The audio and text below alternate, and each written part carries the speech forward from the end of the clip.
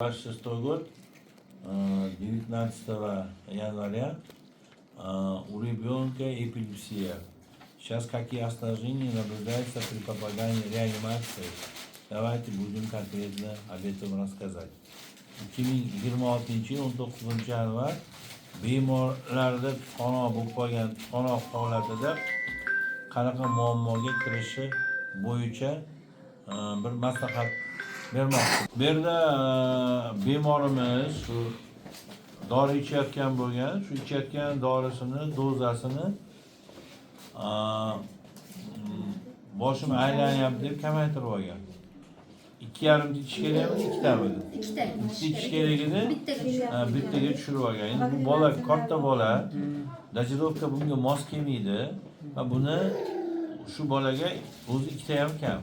2 ta ichgan. 2 ta ichgandan keyin endi men aytib beraman.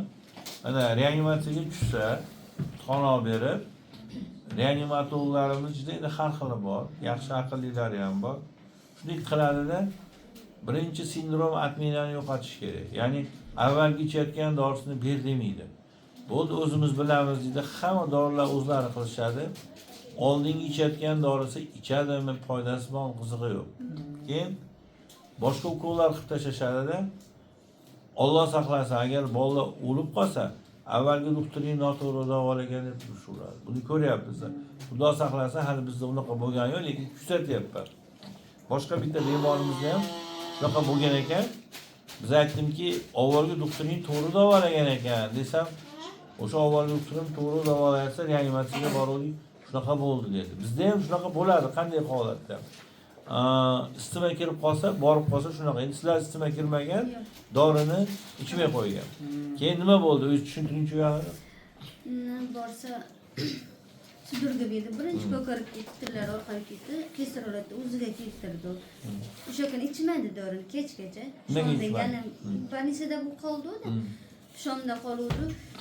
Yana shuna torata kirdi, yana berdi.